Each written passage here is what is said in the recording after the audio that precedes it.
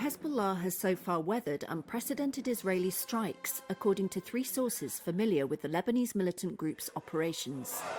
That's despite the killing of top commanders, such as the leader of the elite Radwan force, Ibrahim Akil. Israel also injured many of Iran-backed Hezbollah's fighters by detonating booby-trapped pagers and walkie-talkies. So how has Hezbollah withstood the blows? If the chain of command breaks, frontline fighters are trained to operate in clusters, according to Andreas Krieg of King's College London, posing a challenge if Israel launches a ground invasion. They're a network, which means the different operational cells can operate fairly well independently and autonomously against essentially a hierarchy of the IDF that will have to adapt to Hezbollah's way of fighting. Some 1,500 fighters were wounded, many in the eyes or hands, when Israel blew up their communication devices, a Hezbollah official told Reuters. But that's a fraction of an estimated 40 to 50,000 fighters, according to a US Congress report. Hezbollah leader Hassan Nasrallah says there are 100,000. He has also said the group quickly fills gaps when a leader is killed. Two of the sources said replacements were swift after the deaths of Akil and other senior figures. Continued rocket attacks suggest the chain of command still operates.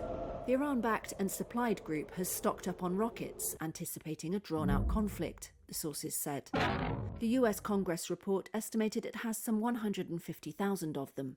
The group has yet to say whether it has launched any of its most potent, precision-guided rockets, such as the Fateh 110 Iranian-made ballistic missile.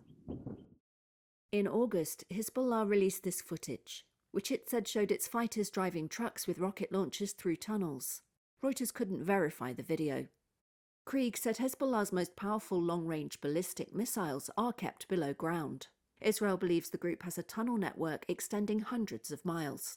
So we will see, similar to Gaza, we will see Hezbollah trying to exploit the terrain, and exploit their tunnel systems, exploit their hideouts and fortifications across southern Lebanon, attack the Israelis from the rear, trying to avoid open combat as much as possible, because that's when you are being struck from the air, and basically wait for a sort of short range direct infantry engagement when possible.